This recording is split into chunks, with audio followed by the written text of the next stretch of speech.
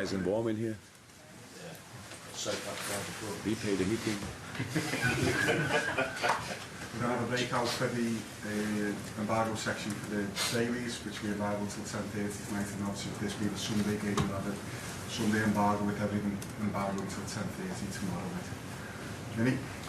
Jurgen, a number of positives the other night. Darwin obviously looked pretty lively as well. Just wonder, the fact that he's getting into good positions, the fact that he's getting chances, was that down to the work that he's been doing? Was it down to the change in formation? And on that change in formation, is that something you're likely to persist with as well? Wow. Yeah, it was down to his movement and down to the movement of all of the boys around, I think. But one of the things he showed so far in all the games he played, that he brings himself quite frequently in good finishing positions, which is actually the most important thing for a striker, and that's why everybody should be or could be very optimistic about what's coming from him in the future, and so that was absolutely good. What was the last part? You have three. You always three questions. Just two. Two, okay. It was just the change in formation as well. Is that something you're thinking you found a way to move forward now? Is this the plan for the future? No, the thing is, for us, it's much more important that we become unpredictable again, and we need different systems for that as well. And so this is not the only system we can play. This was now a 4-4-2. That's always when you name systems, it's a 4-3-3 or it's a 5-4-5-1. So it's a 4-4-2 or a 4-2-3-1. Maybe don't want to make it more complicated than it is, but there are obviously different systems for us available, and we have to choose from now on which one is the best for the next opponent, and or the best for us in the moment.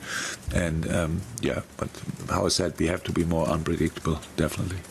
We spoke to Virgil after the game as well, and he was talking about player welfare, kind of in relation to the criticism that Trent had received. And he said, I think that if the players from 10, 20 years ago were under the microscope that we are at the moment, there would also be a lot of players struggling. You try to shut it out, but other people call you and say, are you all right? And you think, why? It will always come to you. We have to deal with it, but it's not easy, let's put it that way. With that in mind, was there any consideration given to taking Trent out of the firing line, giving him a break, just to get away from things? I think I didn't hear that from Perberts, but it sounds for me like more like a general thing. If we would have the criticism for like 20 years ago, or social media active 20 years ago, life of all the guys would have been completely different. Going out and stuff like this after a game, these kind of things would have been slightly different or more difficult at least. But that's clear. But nobody wants to go back 20 years.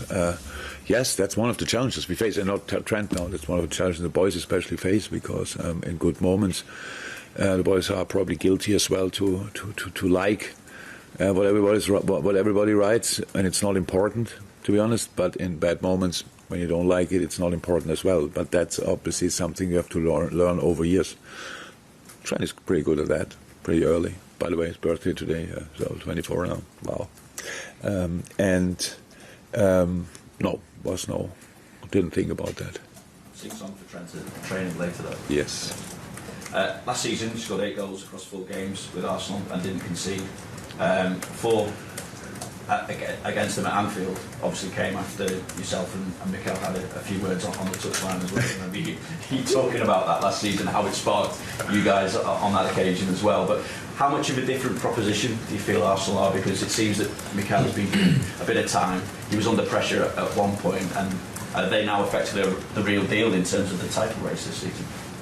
Yeah. So I all my respect. Wow. Really, really good job. So it's like this, when you need some time, nobody wants to give you time. And maybe not all of us deserve time, because it's you still have to be good to use the time, and that was Mikel obviously did. I have to say, really, lots of respect for it. They had a lot of talent already in the last 3 years. I think Martinelli, everybody, I was very early excited about him, and he became exactly the player I expected he will be. Martin Odegaard. I spoke to him when he was 15 from Norway, when the whole world wanted him, he decided for Real Madrid. But I remember, as it would have been yesterday, that we sat on a table with his dad, and we were all so excited. And then there came a few difficult years, which is normal when you're that much in the spotlight. So he became the player everybody expected him to be that time.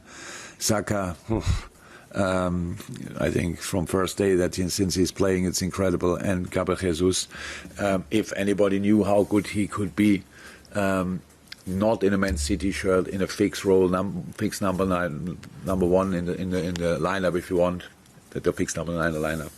Then it was Mikel, because we worked together with him. Same with Zinchenko, so great things. Brought Xhaka back on track. Thomas Partey, everybody knew how good he is when he was at Atletico. So, and then the last line is now really well settled. They found a way how they want to defend, and that's it. And then last night, obviously, they played a different lineup, but still lots of quality. So it's a young team, very exciting team, and doing really well. And they are in the position they are, well deserved. So, but now we go there, and obviously we don't think about the games we played against them, because it makes not too much sense. But so we will try, to cause them problems. I think that makes sense, huh? And so I'm looking forward to it. Isaac? Yeah, just moving on from that. A lot of people were maybe a little bit surprised when Gabriel Jesus was allowed to go from Manchester City, a big club, to a rival big club. But what have you made of the blossoming of him since he's gone from that one to the other and really started throwing goals in all over the place now? Oh, I don't know Gabriel is on a personal basis, but I always liked him as a player. So it's just I don't think City. Well, I know City wouldn't have sold him to every club, but it was Arsenal. Obviously, it was far off. The distance was big enough. It was like geographically, and then they did it. And for Gabriel, exceptional player, you always saw that when he played for City. But it's like this: when you're a player, the Gabriel Jesus role at City, I think it was a 9, a winger, and these kind of things. Even was it last year when everybody said City has no number 9? I was still there. So it's everything. It's like it's different. But he played more often from the wing, obviously, and now he can play his role. And